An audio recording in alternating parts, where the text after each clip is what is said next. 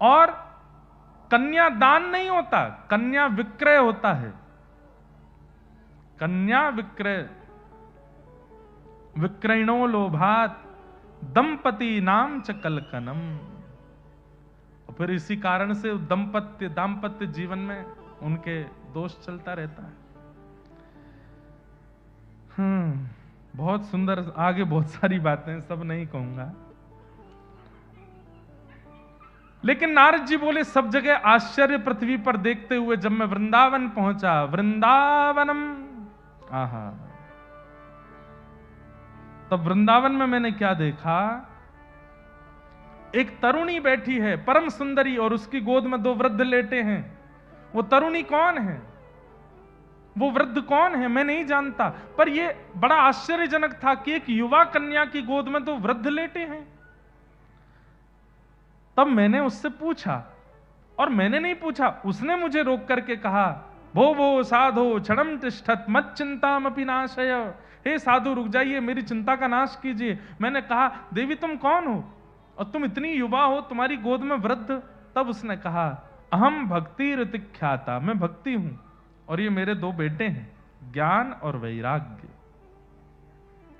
मैं युवा हूं क्योंकि सब मुझे भजते हैं, भक्ति सब करते हैं, लेकिन ज्ञान शून्य होकर के, वैराग्य शून्य होकर के करते हैं, इसलिए मेरे दोनों पुत्र वृद्ध हैं।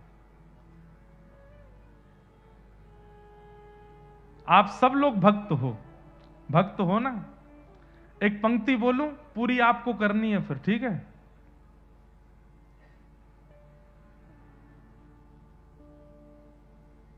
श्री गुरु चरण सरोज रज निज मन मुकुर सुधार।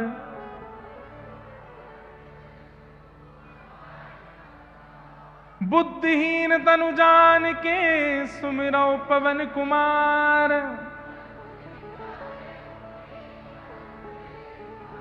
ठीक है, अब मैं जिसको बुलाऊं आप में से, इसका अर्थ आके बता दीजिए मंच पे। क्या कहा आपने? कई लोग जानते होंगे, पर मैं जिसको मेरे को तो सब दिख रहे हैं, मैं जिसको चुन के बुलाऊंगा वो नहीं बता पाएगा, नहीं बता पाएगा। नहीं जानते क्यों? भक्ति है, ज्ञान नहीं है।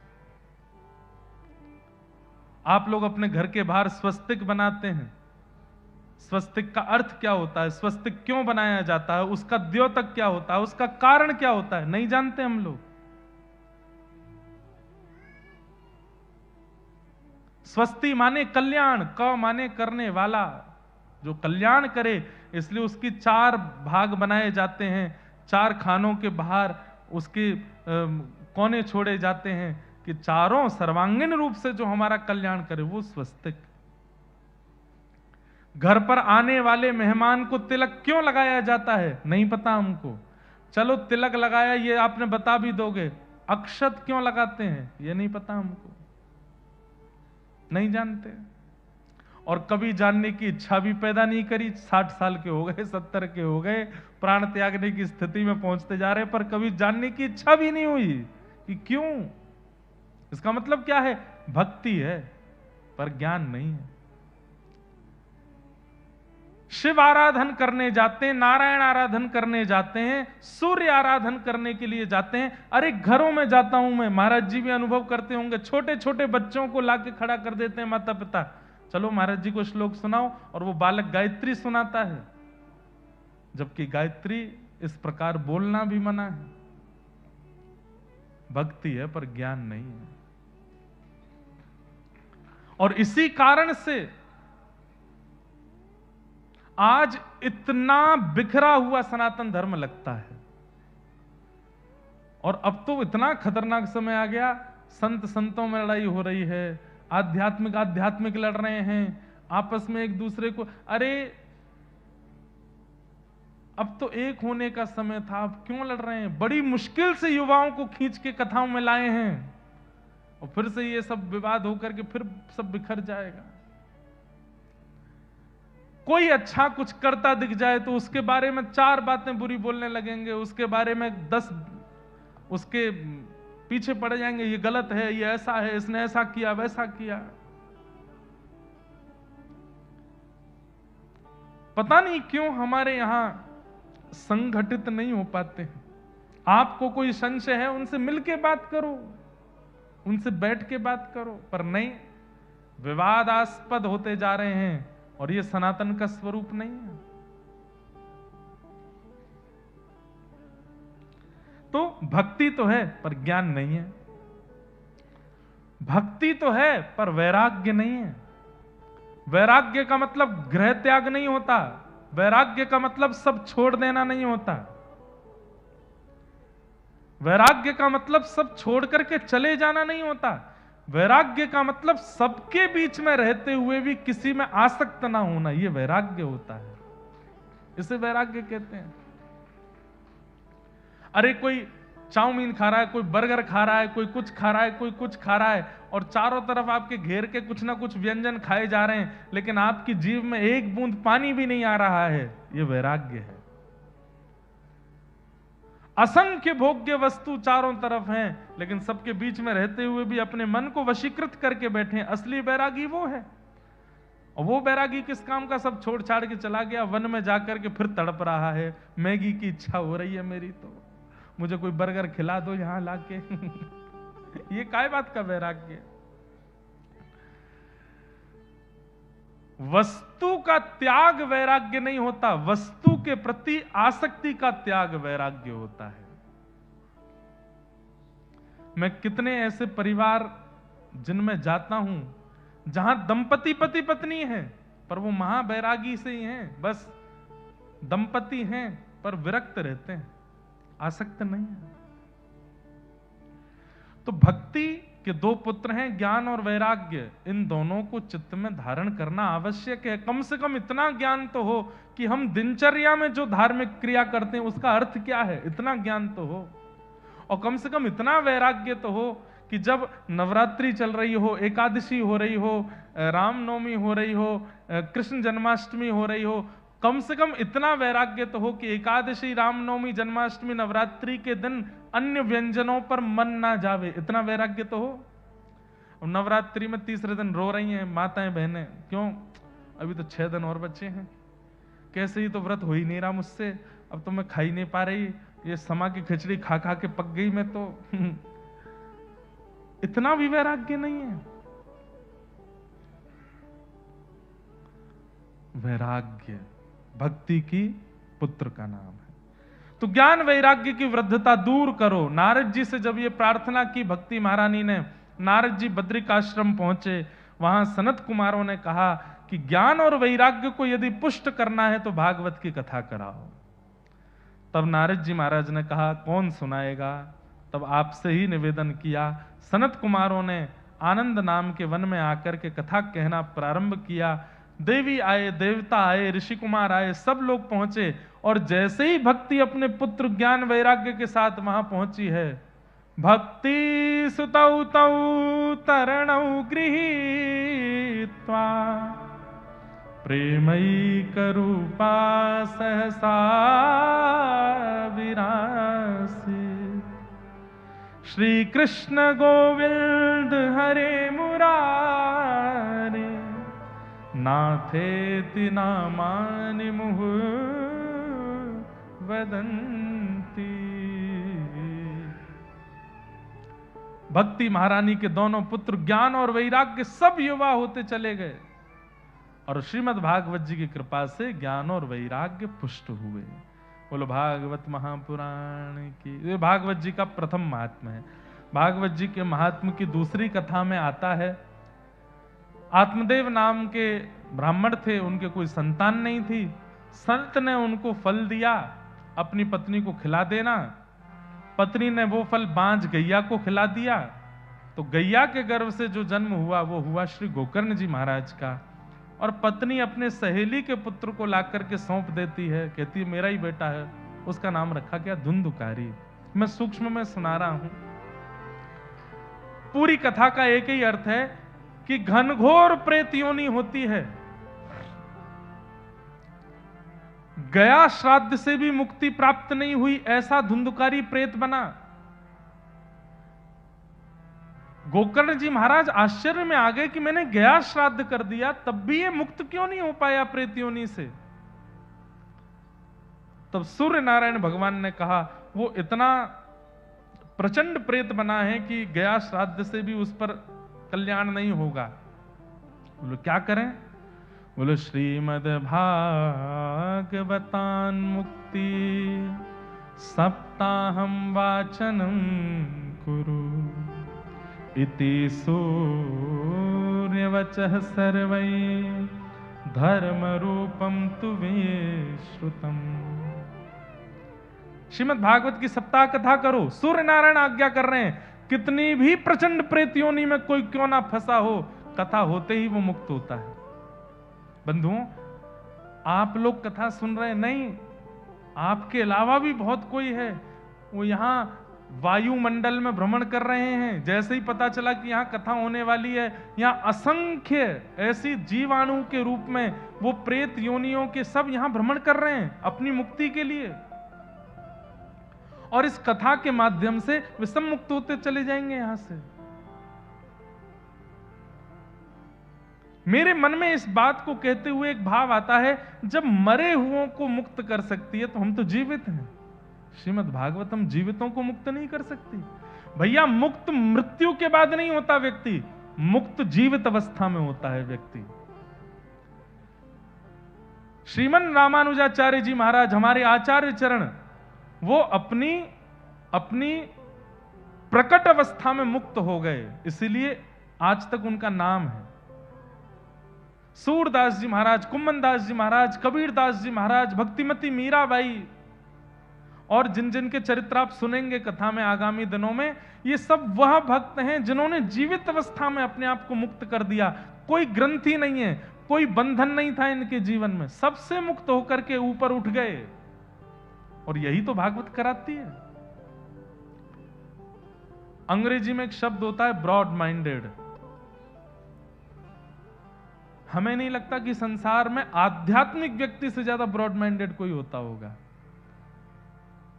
आध्यात्मिक व्यक्ति के विचार संकीर्ण नहीं होते, विकसित होते हैं। जो घटनाओं को, जो अपने जीवन में आने वाले आर्तों को, विषादों को पीड़ा समझ करके स्वीकार करे, वो संकीर्ण विचारधारा वाला है। लेकिन अपने जीवन की हर घटना को ठाकुर जी का प्रसाद माने, वही आध्यात्मिक व्यक्ति है, वही आध्यात्मिक है। तो श्री गोकर्ण जी महाराज ने भागवत की कथा की, और उस सप्ताह कथा को सुनकर के अत्यंत घनिष्ठ प्रेत योनि में पड़ा हुआ वह धुंधुकारी मुक्त होकर के भगवत धाम को प्रस्थान कर गया। बोलो भागवत महापुर। एक आसन पर बैठ के कथा। हमारे परम पूजनीय प्रातः स्मरणीय श्री रमन रीति वाले महाराज जी एक बार कथा में आए थे, तो उन्होंने एक बहुत सुंदर बात कही कि वक्ता जो शब्द बोलता है, वक्ता जो कथा सुनाता है, वह शब्द सामवेद के अंतर्गत आता है। सामवेद ध्वनि युक्त होता है। बहुत ध्यान से सुनिएगा। ऋग्वेद, यजुर्वेद, सामवेद, अथर्ववेद, उसमें सामवेद, ये जो स्वर हैं हमारे पास, जो हम थोड़ा भी बोल के समय गाते हैं, या गाना नहीं भी आता तो आप केवल जो स्वर प्रकट करते हैं मुखमंडल से, वो स्वर सामवेद के अंतर्गत आता है। और सामवेद गरुण जी की पंखों से प्रकट होता है। जब गरुण जी आकाश में उड़ते हैं, तब गरुण जी के पंख जब वायुमंडल का स्पर्श करते हैं, तो जो ध्वनि प्रकट होती है वो सामवेद है। और श्री गरुण जी तभी उड़ते हैं जब पीठ पर शंख चक्र गदा पद्मधारी नारायण बैठे हैं। इसका मतलब क्या है? महाराज जी बोले कि जब वक्ता बोलता है तो उसके शब्द सामवेद हैं, और सामवेद गरुण जी के पंख से प्रकट होते हैं, और गरुण जी तब तक नहीं उड़ते जब तक ठाकुर जी नहीं हो। तो इसका मतलब वक्ता जो बोल रहा है, उसके मुख से साक्षात गरुण जी ठाकुर जी को लेकर के उड़े हैं। अब ठाकुर जी को लेकर के गरुण जी वक्ता के मुख से प्रकट हुए हैं तो गरुड़ जी उड़े हैं तो कहीं तो बैठेंगे, तो फिर सामने बैठे हुए श्रोताओं को देखते हैं, जो एकाग्र चित्त करके एक आसन में बिल्कुल सीधा बैठा हो और एक एक शब्द श्रवण कर रहा हो, उसी के कर्ण रंध्र से गरुड़ जी ठाकुर जी को लेकर के उसके चित्त में विराजमान हो जाते हैं। लेकिन अब श्रोता बैठा है कैसे? अब श्रोता, सोफा वाले बुरा नहीं मानना, सोफा और कुर्सी वाले आप लोग बुरा नहीं मानना, पर जैसे कुर्सी सोफा पे भी बैठे हैं तो सीधे बैठे हैं तो कोई दिक्कत नहीं, अब टेक लगा के बैठे हैं, थोड़ी पे हाथ धर के बैठे हैं, थोड़ी नींद सी आ रही है, कुछ खा रहे हैं पी रहे हैं, तो गरुड़ जी फिर उनको उनके पास नहीं जाते।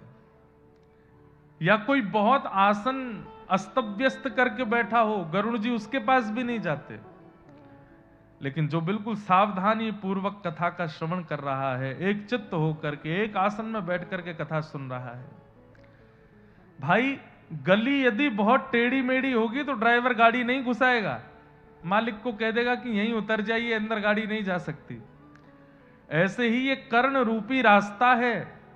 गरुड़ जी महाराज हमारी चित्तवृत्ति को, हमारे देह की स्थिति को देखते हैं, अगर बहुत अस्तव्यस्त लगती है तो गरुड़ जी भीतर प्रवेश नहीं करते।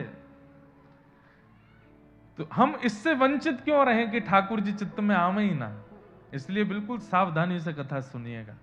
जो जो हमने नियम बताए नहीं पालन करोगे तो वो आप जानो, लेकिन करोगे तो फायदा बहुत होगा। एक आसन पर बैठ करके कथा सुनो, मौन रह करके कथा सुनो, कुछ खाए पिए बिना कथा सुनो।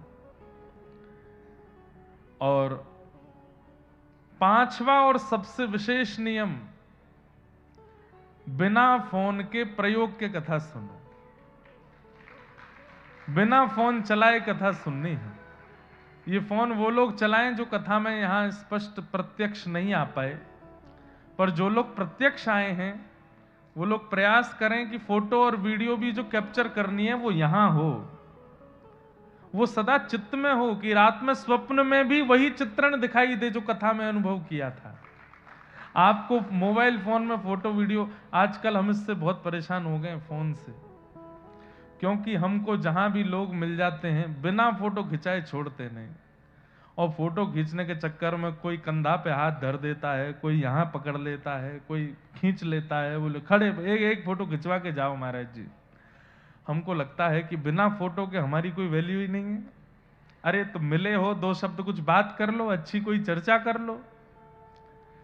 तो इसलिए हमारी प्रार्थना, ये 5 नियमों का पालन कीजिएगा। आसन संग लेकर के आइएगा, मौन धारण करिएगा, एक आसन पर बैठिएगा, कुछ खाए पिए बिना कथा श्रवण कीजिएगा, और बिना मोबाइल के प्रयोग के कथा श्रवण कीजिएगा। और छठवां एक नियम और है, सोइएगा मत कथा में आके, क्योंकि ये बहुत सहजता है। संपूर्ण व्यवस्था होने के बाद में भी घर पर व्यक्ति को नींद नहीं आती बिना दवाई लिए, पर कथा का प्रांगण ऐसा है।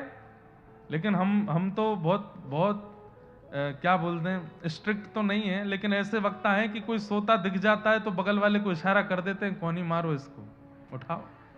और एक और बात, अगर कोई आपको सोता दिख जाए और कहीं आपको वो दिख जाए और आप जाकर के उसको उठा देते हैं, तो आपको उसको उठाने का भी पुण्य प्राप्त होगा कि चलो आप कथा में किसी को सोने नहीं दे रहे हैं। क्योंकि कुछ अराजक तत्व ऐसे भी हैं, उनको कथा में ही नींद आती है, तो उससे बचिएगा।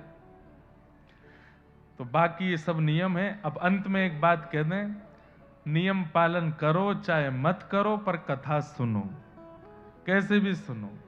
3 बार भोजन करके सुनो, लेट के सुनो, पढ़ के सुनो। अंतिम बात यही है, कथा श्रवण होनी चाहिए, कथा चित्त में आनी चाहिए।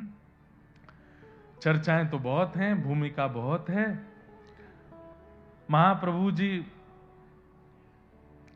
चैतन्य महाप्रभु, श्री नित्यानंद महाप्रभु, आज जिनका प्राकट्य दिवस भी है, जिन्होंने महाप्रभु श्री जगन्नाथ जी का खूब यश गाया। और क्योंकि महाराज जी बैठे हैं तो ये बात भी एक निश्चित है कि श्री जगन्नाथ जी की सुंदर सुंदर लीला कथाएं अगर कटनी की कथा में आती रहें तो आप लोग इस पर संशय मत कीजिएगा, क्योंकि महाराज जी बैठे हैं तो श्री जगन्नाथ जी का कोई ना कोई भाव तो मंच से होगा ही होगा। जगन्नाथ जी के चरित्र, जगन्नाथ जी की कथा, जगन्नाथ जी की लीलाएं, हमारे भाष्यकार रामानुज स्वामी जी के चरित्र और महाप्रभु श्री जगन्नाथ जी का सुंदर लीला अनुकरण, ये कथा के बीच में होता रहेगा। पर आज नहीं होगा, आज हम केवल महात्मा की चर्चा करेंगे। कल से हम और जगह तो ऐसा कहते हैं कि आपको कथा सुनते सुनते ऐसा लगेगा कि आप कलकत्ता में नहीं हो, आप बंबई में नहीं हो, आप मध्य प्रदेश में नहीं हो, आप कटनी में नहीं हो, आपको थोड़ी देर में ऐसा लगने लगेगा आप वृंदावन में हो। लेकिन मैं यहां की कथा में यह कह सकता हूं कि कटनी में शायद आपको ऐसा लग सकता है कि आप जगन्नाथपुरी में हो, आप महाप्रभु जी की सन्निधि में हो। और इसमें पूर्ण योगदान इसीलिए क्योंकि महाराज जी बैठे। आपका हम स्पष्ट नाम उच्चारण नहीं करेंगे, करना भी नहीं चाहिए, आचार्यों का नाम नहीं बोलना चाहिए, पर हमारे पूज्य पुरी वाले महाराज जी, जीयर स्वामी मठ वाले पूज्य महाराज जी, बचपन से हमने आपको पुरी में ही देखा है और हम आपको जब देखते हैं तो ऐसा ही लगता है कि तीर्थी कुर्वन्ति तीर्थानि। श्रीमद् भागवत जी में लिखा है कि तीर्थी जो होते हैं वो भ्रमण करते करते सामान्य स्थानों को भी तीर्थ बना देते हैं। तो कहीं ना कहीं आप इस बात को अन्यथा ना लेकर के मान सकते हैं कि पूज्य महाराज जी के रूप में संपूर्ण नीलाचल धाम ही मंच पर विराजमान है। तो महाप्रभु जी का स्मरण तो बनेगा, खूब भाव से बनेगा। तो जगन्नाथ जी के खूब सुंदर चरित्र सुनेंगे। अच्छा, एक अंतिम बात और, अगर किसी के मन में कोई संशय प्रश्न कथा के बीच में आए तो वो व्यास मंच पर लिख करके भेज सकते हैं। हमारी मति में जितनी योग्यता होगी बाकी आचार्यों गुरुजनों से पूछ करके हम उसका प्रत्युत्तर देंगे। आज थोड़ी देर कथा सुन लेते हैं, महात्मा की थोड़ी चर्चा करके फिर कथा को विश्राम की ओर ले चलेंगे। बोलो वृंदावन बिहारी लाल की जय। सच्चिदानंद रूपाय विश्वोत्पत्त्यादि हेतवे तापत्रय विनाशाय श्रीकृष्णाय वयं नुमः। यं प्रव्रजन्तमनुपेतमपेतकृत्यं द्वैपायनो विरह कातरया जुहाव पुत्रेति तन्मयतया तरवो विनेदु स्तं सर्वभूतहृदयं मुनिमानतोऽस्मि। सच्चिदानंद रूपाय, भगवान के तीन रूप बताए गए हैं, सत्य, चैतन्य और आनंद। अब हमारे जगन्नाथ जी में भी तीन स्वरूप, वैसे तो चार स्वरूप हैं, बलभद्र जी, सुभद्रा जी, महाप्रभु जगन्नाथ जी और श्री सुदर्शन जी, ये चार स्वरूप हैं। परंतु इन तीनों में भी इन तीन भावों का दर्शन होता है। श्री बलभद्र जी सत्य स्वरूप हैं। क्यों हैं बलभद्र जी सत्य? सब लोग बहुत ध्यान से सुनिएगा। बलराम जी कौन हैं? शेषावतार हैं श्री बलराम जी महाराज, और वही शेषावतार आचार्य चरण श्री रामानुज स्वामी जी के रूप में प्रकट हुए। तो आचार्य सदैव सत्य ही होता है। आचार्य कौन? जिसको ठाकुर जी भी कभी असत्य ना कर सकें, वो आचार्य।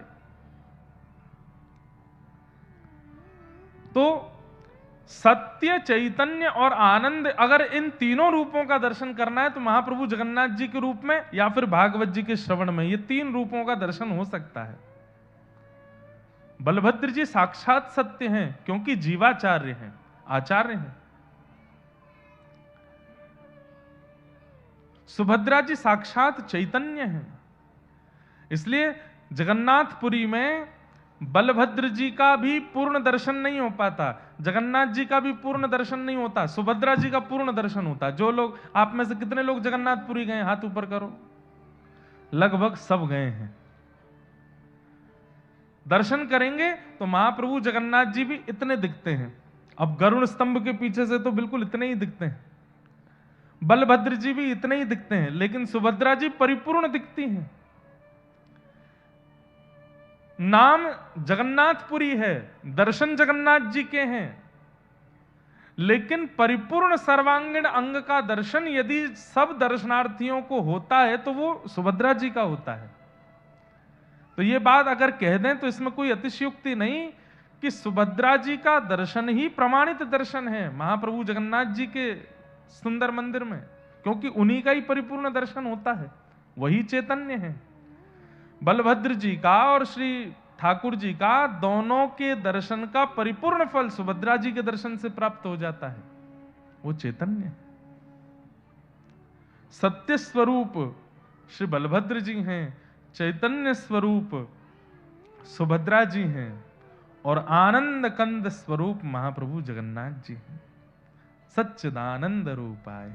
ये महाराज जी अब आप बैठे हैं इसीलिए ये भाव प्रकट हो रहा है। ये कोई पुराना भाव नहीं, कोई सुना सुनाया भाव नहीं, कोई पढ़ा हुआ भाव नहीं। हमने कहा ना कि महाराज जी बैठे हैं तो कुछ ना कुछ तरंगें आती रहेंगी। श्रीमद् भागवत जी के महात्म का पहला श्लोक है, आज तक इसकी अनेक व्याख्या की, लेकिन ये पहली बार ऐसी व्याख्या है। सत्य स्वरूप बलभद्र जी हैं, चैतन्य स्वरूपा श्री सुभद्रा जी हैं, और आनंद स्वरूप महाप्रभु जगन्नाथ है। जब आप मंदिर में प्रवेश करेंगे सबसे पहले बलभद्र जी ही दिखेंगे।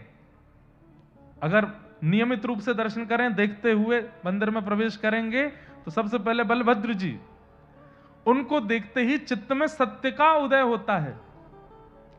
थोड़ा आगे जाकर के फिर सुभद्रा जी, तब चित्त में चैतन्य का अनुभव होता है। लेकिन महाप्रभु जगन्नाथ जी जब दिखते हैं तब तो नेत्र सजल ही हो जाते हैं। वो आनंद घन है, वो आनंद स्वरूप है। और आनंद की परिभाषा क्या है? सुख और आनंद दोनों में भेद है। सुख में हंसी आएगी, सुख में नाचने का मन करेगा, सुख में उछलने का मन करेगा, सुख में कूदने का मन करेगा। लेकिन आनंद में तो व्यक्ति प्रसन्न मुद्रा में रुदन करेगा। वो आनंद है, और वो महाप्रभु जगन्नाथ जी को देख करके होता है। उनको देख करके नेत्र सजल हो जाते हैं। जगन्नाथ स्वामी नयन पथगामी भवतु में। हमको तो अभी से ही लगने लग गया है कि ये कटनी में नहीं हो रही है कथा, तो जगन्नाथपुरी में ही हो रही है। वैसा ही अनुभव होने लग गया है। अब आप लोग बस कमर कस के बैठिएगा, खूब महाप्रभु जी के अब भाव आते ही रहेंगे। और महाप्रभु जी ने कृपा कर दी तो आप सब लोग घर यहां ऐसी कथा सुन के जाएंगे कि 7 दिन में एक आध दिन घर में दाल भात बनेगा तो वो महाप्रसाद का ही रूप धारण कर लेगा। उसको पाओगे तो महाप्रसाद के समान ही फल प्राप्त होने वाला है।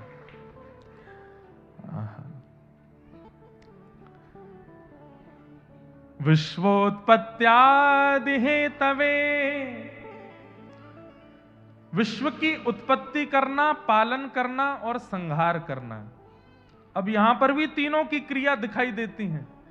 महाप्रभु जगन्नाथ जी, अभी तक हम लोग बलभद्र जी, सुभद्रा जी, जगन्नाथ जी ऐसे सुन रहे थे। अब अगली पंक्ति ऐसे सुनो। उत्पत्ति कौन करता है सृष्टि की?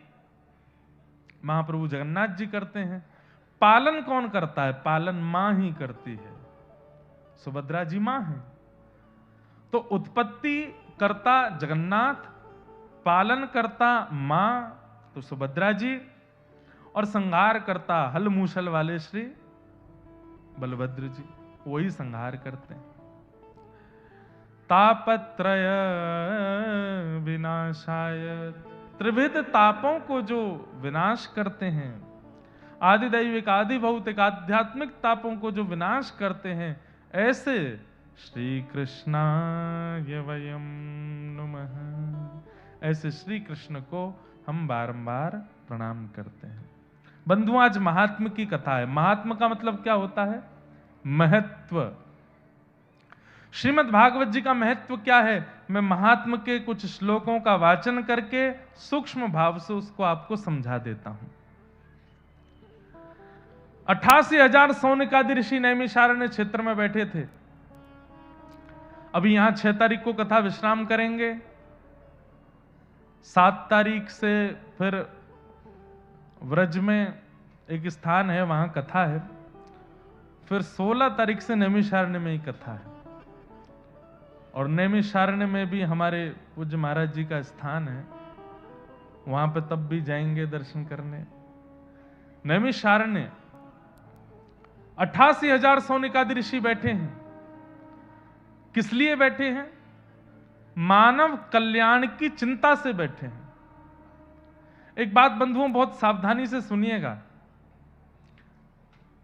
हमारा आपका कल्याण हो इसकी चिंता हम लोगों को नहीं होती, इसकी चिंता महापुरुषों को ही होती है।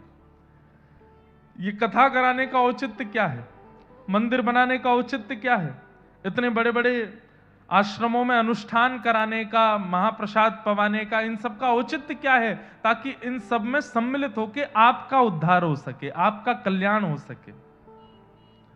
वे तो अपना कल्याण कर ही रहे हैं, नाम जप करके, भजन करके, साधन करके वे तो अपना कल्याण कर ही रहे हैं, पर आपका कल्याण कैसे होगा? तब ऐसे महापुरुष प्रयास करते हैं, नगर में जाके भाई यहाँ पे एक अनुष्ठान करो, यहाँ पे कथा का क्रम कराओ, गौ सेवा करो, तुम सब लोग उसमें अपनी अपनी सहभागिता व्यक्त करो, धन से, मन से, तन से लगो अनुष्ठान में, ताकि आपका कल्याण हो सके। हमारे कल्याण की विचार संत ही करते हैं, और आज से नहीं, अनादिकाल से कर रहे हैं। 88,000 सौनकादि ऋषियों ने जाकर के ये चिंता व्यक्त की कि इस कलिकाल में मानव का कल्याण कैसे होगा। अच्छा, एक प्रश्न करें हम, प्रश्न कर रहा हूं मैं, पर उत्तर मुझे मत दीजिएगा, उत्तर आप अपने आप को ही दीजिएगा। प्रश्न क्या है? मानव कल्याण किसे कहते हैं? मेरा कल्याण किस में है? इसका उत्तर अपने आप को ही दीजिए कि हमारा कल्याण किस में है। लोग मानते हैं कि धनवान होना कल्याण है, ऐश्वर्यवान होना कल्याण है, संपत्तिवान होना कल्याण है, नाम प्रतिष्ठा यश वैभव कीर्तिवान होना कल्याण है। आप कहोगे नहीं, अभी यहां पे मना करोगे, लेकिन यहां से निकलते सब भागते इसी के पीछे हैं, धन के पीछे, ऐश्वर्य के पीछे, नाम के पीछे, प्रतिष्ठा के पीछे, वैभव के पीछे। यह कल्याण का मार्ग नहीं। कई लोग उत्तर यह भी दे रहे होंगे अपने आप को कि कल्याण का मतलब स्वर्ग की प्राप्ति, वैकुंठ की प्राप्ति, नारायण हरि की प्राप्ति। तो ये बहुत बाद का विषय आपने पकड़ लिया। अभी जीवित अवस्था में अगर मैं कह दूं कि कल के कल आपका कल्याण होना चाहिए, तो उस कल्याण को आप किस रूप में लोगे? कई लोग कहेंगे कि गुरुजी प्राप्त हो जाएं वो कल्याण है, हम ब्रजवास कर लें वो कल्याण है, जगन्नाथपुरी चले जाएं वो कल्याण है। सब कर रहे हैं आज की डेट में, इसमें कोई बड़ी बात नहीं है। कल्याण है क्या? हमारा मन ठाकुर जी का स्मरण करे, यह सामान्य बात हो गई है। आजकल सब लोग ठाकुर जी का स्मरण करते हैं, पर हमारी किसी क्रिया, हमारे किसी विचार और हमारे स्वभाव से प्रसन्न होके ठाकुर जी हमारा स्मरण करें, यह हमारा कल्याण है, यह हमारा कल्याण है। मेरा सुमिरन हरि करें। अब भक्ति की परिभाषा थोड़ी बदलनी है। मैं हरि का सुमिरन करूं, यह तो बहुत समय से चला आया है, पर भक्ति ऐसी हो कि मेरा सुमिरन हरि करें, मेरा स्मरण ठाकुर जी कर रहे हैं। महाप्रभु जगन्नाथ जी के परम भक्त हुए श्री माधवदास जी महाराज, उनके मन में इच्छा हुई कि मैं जगन्नाथपुरी से अब व्रज की यात्रा करने जाऊं। तो महाप्रभु जी से जब आज्ञा लेने के लिए गए, जगन्नाथ जी से जाकर के कहा कि हे जगन्नाथ जी, मैं व्रज यात्रा पर जा रहा हूं, मैं वृंदावन यात्रा पर जा रहा हूं। जैसे ही उन्होंने कहा मैं वृंदावन जा रहा हूं, तो श्री महाप्रभु जगन्नाथ जी व्याकुल हो गए। जैसे कोई एक बालक छटपटा जाता है, जैसे देखता है कि मेरे पिताजी बाइक पे बैठ गए, गाड़ी में बैठ गए, अभी ये बाहर घूमने जा रहे हैं, तो बालक छटपटा जाता है, ऐसे ठाकुर जी छटपटाने लगे और माधवदास जी से बोले, ए माधव, तू वृंदावन क्यों जा रहा है? मैं बैठा तो हूं यहां पे, मैं तेरे सामने बैठा हूं, तुझसे बात करता हूं, तेरे साथ आनंद करता हूं, फिर भी तुझे व्रज जाने की आवश्यकता क्यों है? तू मत जाना, मेरा मन कैसे लगेगा? मेरी दृष्टि में यह कल्याण है। आप ठाकुर जी के पीछे हैं, ये बात बिल्कुल ठीक है, सभी पीछे हैं, पर हम आप में से एक कोई ऐसा है जिसके पीछे ठाकुर जी हैं, उसके प्रेम में आसक्त होकर के, उसके भाव में आसक्त होकर के ठाकुर जी उसके अनुब्रजम में हम नित्यम पूये ये तन्य रेणु भी। ठाकुर जी स्वयं कह रहे हैं, मेरे पीछे भक्तों की टोली चले, मुझे उसमें आनंद नहीं आता, पर उन भक्तों की टोली में से एक कोई इतना रसिक, इतना प्रेमी, इतना भावुक जब मुझे दिख जाता है तो उसको आगे करता हूं, उसके पीछे पीछे मैं चलता हूं।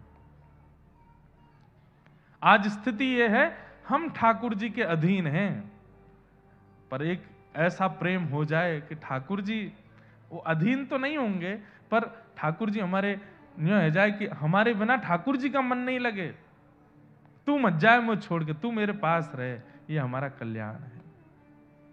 महाराज जी, हमारे छोटे से गिरधर लाल जी हैं, अभी ब्याहुला हुआ उनका, तो वैसे तो प्रसिद्ध बात है, मैं बता चुका हूं, लेकिन विदेश यात्रा पर जाना था, तो हम अपने ठाकुर जी को संग लेके चलते हैं, यहां भी आए हैं, कटनी भी आए हैं, तो विदेश यात्रा पे जाना था। तो विदेश जाते हैं तो महाराज जी ठाकुर जी को सिक्योरिटी वाले और ये लोग, भारत में तो हम निवेदन कर देते हैं ठाकुर जी हैं, स्पर्श मत करना, तो मान जाते हैं, पर विदेशों में तो वो अब अंग्रेज लोग, वो क्या माने क्या जाने, तो वो लोग छू लेते हैं ठाकुर जी को। अब वो गौ मांस भक्षण करने वाले, उल्टा सीधा भोजन प्रसाद नहाते भी हैं कि नहीं पता नहीं, अब उनको क्या बोलें कि आचमन करो, यस्मरेत पुंडरी काक्षम सभाभ्यंतर सूची, वो क्या जाने इस बात को। तो हमने ठाकुर जी से कही, मैं ठाकुर जी इस बार हम अकेले विदेश जा रहे हैं, आप यहीं रहो, और वहां भोजन की भी व्यवस्था इतनी बढ़िया नहीं हो पाती, और आपको बिना दूध के भोग लगता नहीं, वहां जर्सी गैया हैं, दूध भी नहीं मिल पाता, तो आप यहीं विराजो। तो जैसे ही महाराज जी ठाकुर जी से कही कि आप यहीं विराजो, ये बालक सेवा करेंगे, तो हमको जहां जहां विदेश में जाना था 24 घंटे के अंदर सबके यहां घटना हो गई, सबके फोन आ गए, महाराज जी इस बार मत आइए, हमारे यहां कुछ हो गया है। पहला फोन आया, आप ताली बजा रहे हो, बात तो सुनो।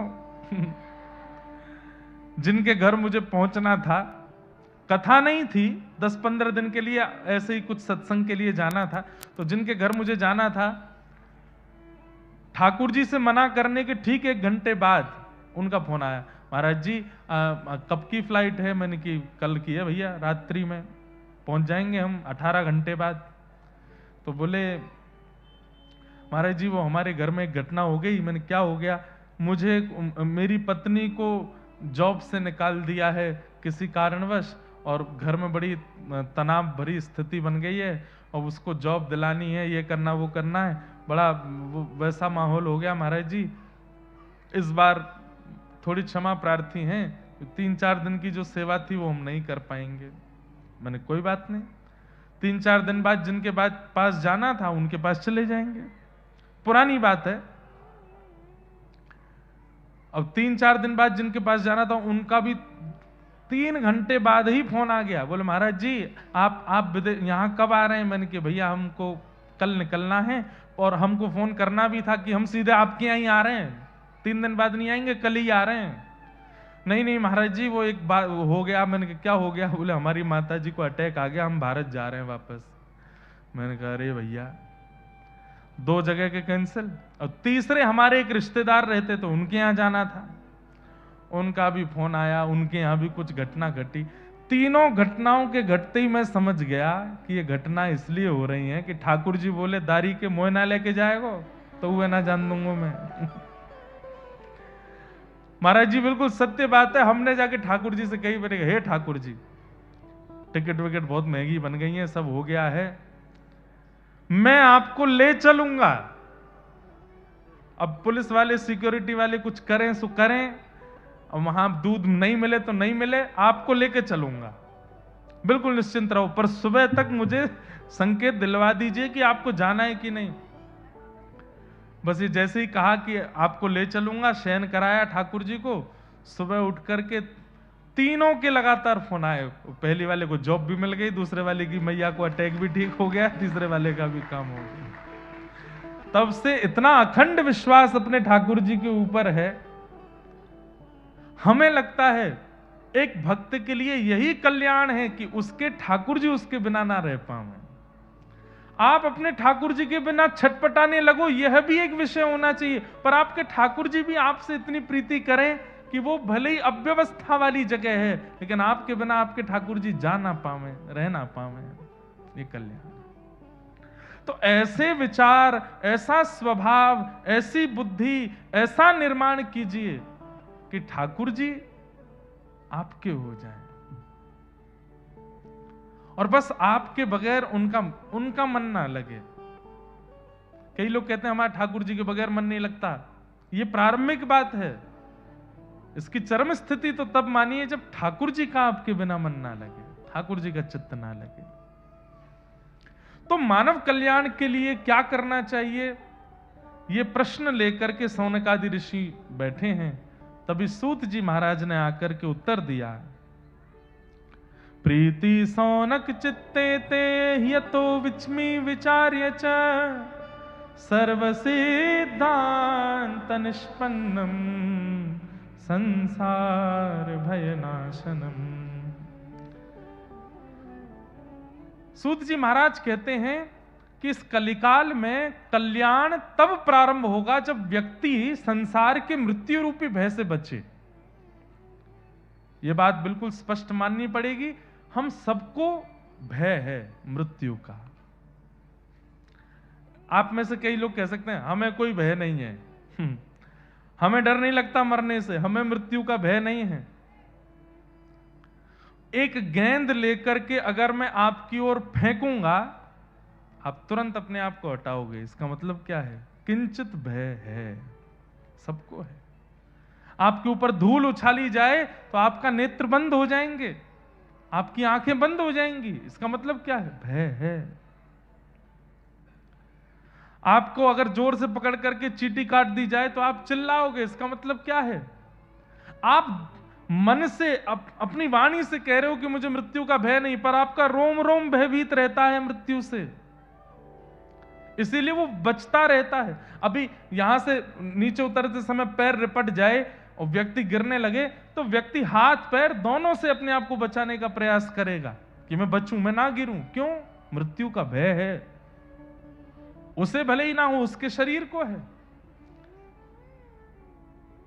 और इस मृत्यु के भय को दूर करने की सामर्थ्य केवल और केवल श्रीमद् भागवत जी में है। इसलिए यहां लिखा है, काल व्याल मुखग्रास त्रास निर्णा सहेतवे श्रीमद् भागवतम शास्त्रम कलौ कीरेण भाषितम।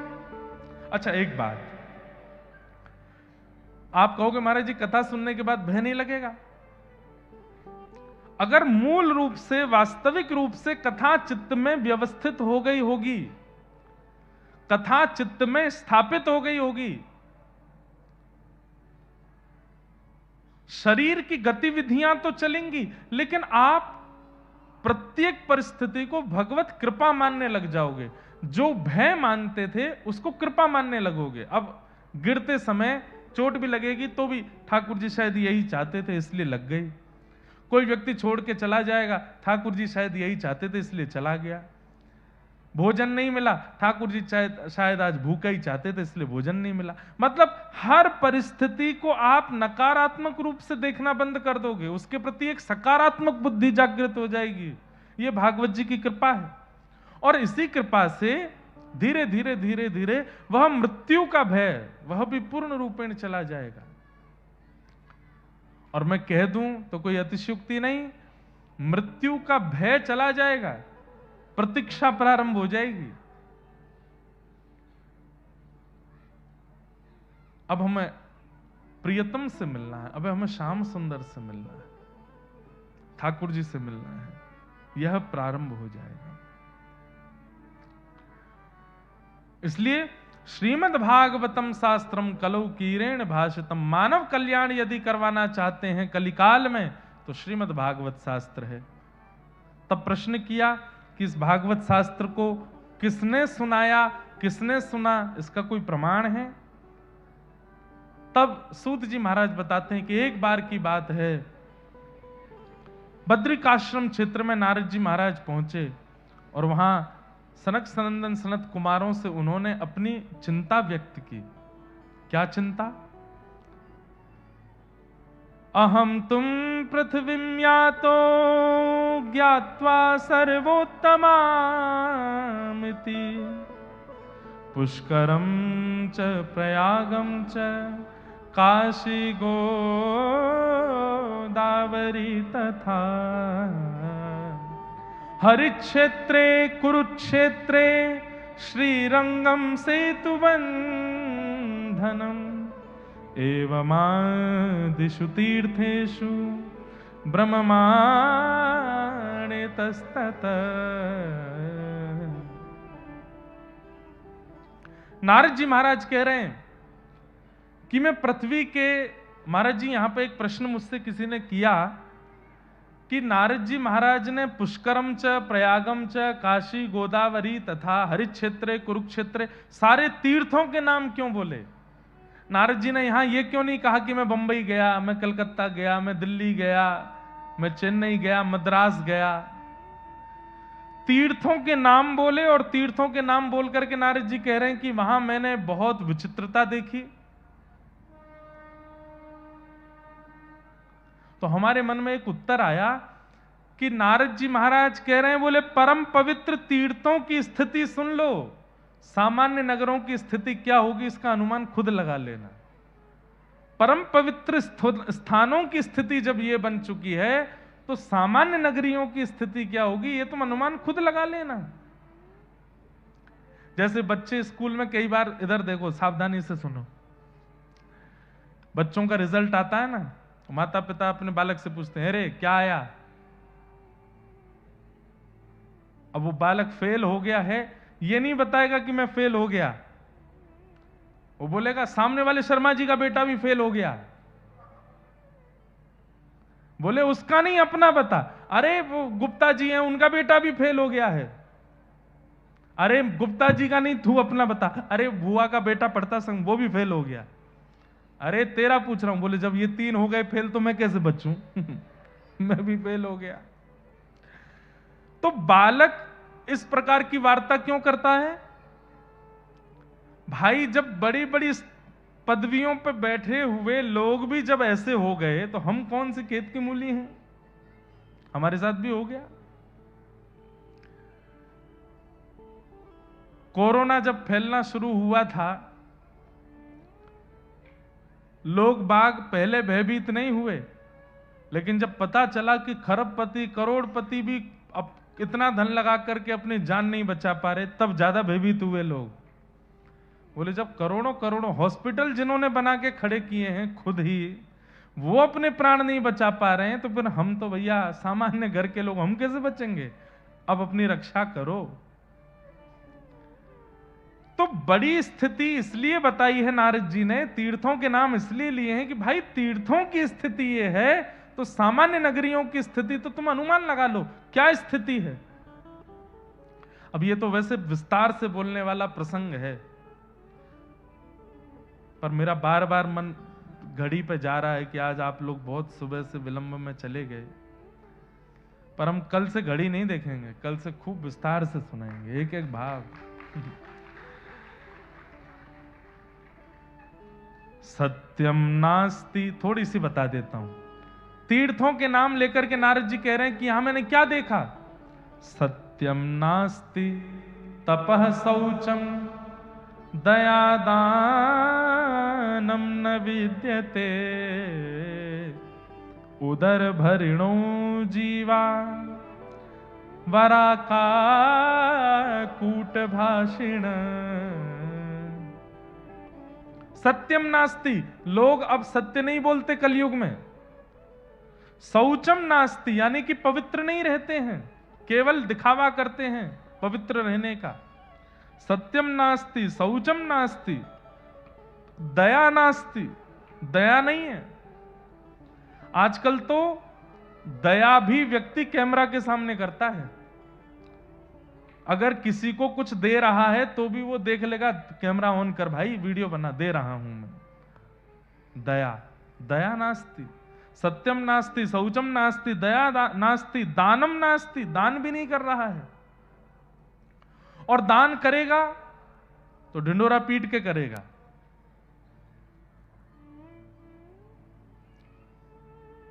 गौ दान कर दी तो बेचारे ब्राह्मण के पीछे ही पड़ गए हैं, दूध पी रहे हो कि नहीं? बोला आप पी रहे हैं। हमने ही तो दी थी, हमने ही तो दी थी। कोई आके कह दे वो हमारे घर में अनुष्ठान था, उन पंडित जी को, उनकी जो गैया है ना वो मैंने ही दी है उनको। अरे क्या जरूरत है बताने की?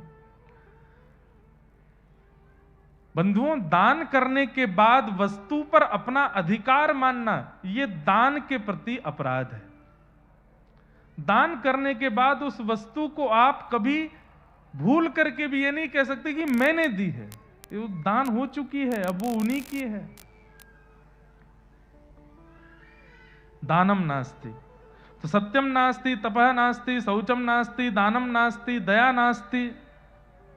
और संसार में लोग कर क्या रहे हैं? नारद जी बोले उदर भरिणो जीवा, केवल पेट भरना है। उसके लिए तिलक लगाना पड़े चलेगा, उसके लिए शिखा रखनी पड़े चलेगी, उसके लिए धोती पहननी पड़े चलेगी, उसके लिए रोड पर नाचना पड़े चलेगा, उसके लिए ये कर। अरे पेट भरने के लिए क्या नहीं कर रहे हैं लोग?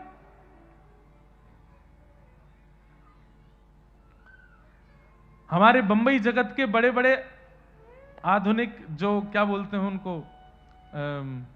अभिनेता अभिनेत्री जन, वे स्वयं तंबाकू का ऐड करेंगे, वे स्वयं पेप्सी का और जो भी बच्चे पीते हैं ठंडी चीज उसका ऐड करेंगे और उसका करोड़ों लेते हैं और स्वयं ही नहीं खाते पीते। क्यों? उनको पता है कि इसमें दोष है।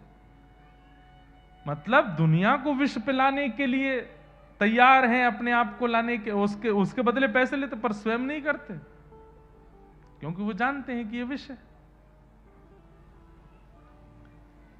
उदर भरिणो जीवा, पेट भरना है, चाहे उसके लिए कितनों की हत्या करनी पड़े, कितनों को मारना पड़े, कितनों को नीचे दबाना पड़े, कितनों को पीछे छोड़ के आगे जाना पड़े, पेट भरना है।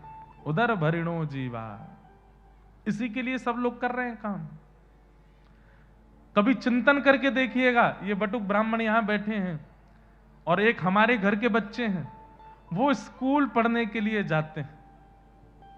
उसके पीछे भी केवल एक ही उपाय है कि 4-5 वर्ष से हम बालक को सिखाते हैं कि इतने योग्य बन जाओ कि कल तुम भी अपना पेट भर सको। उदर भरिणो जीवा, हम इसी के लिए उसको पढ़ा रहे हैं। ठीक है, पेट भरने के लिए शिक्षा का आना, पेट भरने के लिए व्यापार करना, ये तो एक नियम है संसार का, पर वही सर्वस्व है, ये गलत विषय है। नहीं, उसी के लिए मत कीजिए सब कुछ। मंदा सुमंद मतयो मंद भाग्या युपद्रुता, पाखंड निरता संतो विरक्ता सपरिग्रह, तरुणी प्रभुता गे श्याल को बुद्धिदायक, कन्या विक्रयणो लोभात दंपति नाम चकनकनम। मतलब इतने अकाट्य सत्य लिखे हैं यहां पर, अगर इसका मैं हिंदी विवेचन करने लगूं तो कई लोग बुरा मान जाएंगे। इतना सत्य लिखा है यहां पर। नारद जी महाराज कहते हैं कि कलयुग के लोग कैसे हैं? बोले दीर्घ सूत्री। दीर्घ सूत्री किसको कहते हैं? जिस काम को करने में 5 मिनट लगना चाहिए, उस काम को करने में 15 मिनट लगाते हैं, 20 मिनट लगाते हैं हम आप सब लोग।